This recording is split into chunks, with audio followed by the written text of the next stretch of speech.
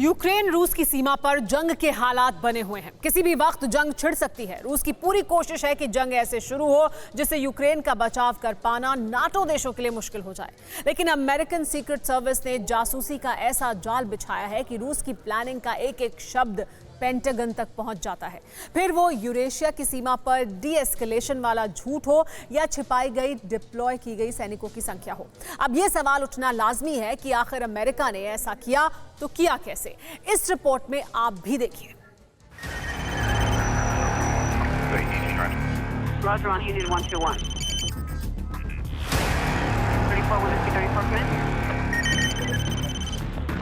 Are you en route to the battery suspect 318 East 3rd Street? Roger, 318 East 3rd Street. In the parking lot.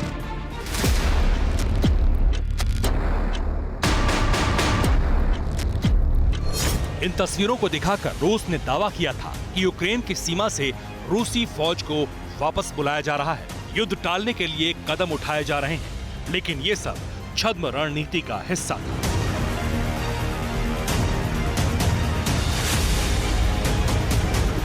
इसी सरहद पर रूस ने सैनिकों की संख्या घटाने का दावा भी किया था, लेकिन ये दावा महज कुछ ही घंटों में झूठा साबित हुआ। अमेरिकी खुफिया रिपोर्ट में दावा हुआ है कि रूस ने सैनिक घटाए नहीं बल्कि सैन्य तैनाती को और ज्यादा बढ़ा दिया है। रूस के दावे के तहत यूक्रेन का डर खत्म करने के लिए सैन्य तैनाती को कम किया गया, लेकिन न तो यूक्रेन का डर खत्म हुआ, न ही सरहद पर गहमा गहमी कम हुई, जिसने अमेरिका की रिपोर्ट में किए गए दावे को सही और रूस को झूठा साबित किया। जिससे सवाल खड़े हुए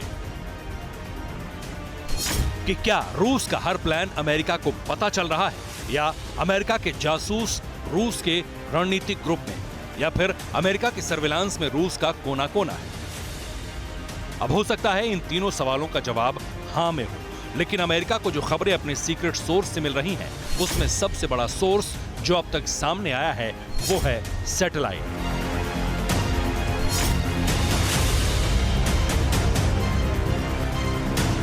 जानकारी के मुताबिक इस समय अमेरिका के सर्विलांस करने वाले ज्यादातर सैटेलाइट्स रूस और यूक्रेन सीमा पर पैनी नजर गड़ाए बैठे हैं। दावा यहां तक किया जा रहा है कि इन सैटेलाइट्स में कुछ इतनी अत्याधुनिक टेक्नोलॉजी से लैस हैं, जिन्होंने मॉस्को में तैनात प्लानिंग ग्रुप की न सिर्फ बातें इंटरसेप्ट की हैं, बल्कि तैनात सैनिकों की संख्या भी खुद गिनती करके बताई।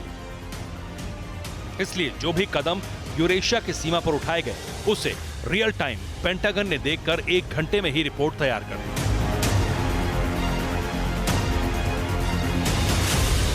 दावे के तहत रूस यूक्रेन सीमा पर करीब 10 अमेरिकी सैटेलाइट्स की नजर है। एक सैटेलाइट रियल टाइम पिक्चर पर फोकस्ड है। इसके अलावा एक सैटेलाइट सिस्टम बेस्ड ऑडियो को डिकोड कर रहा है।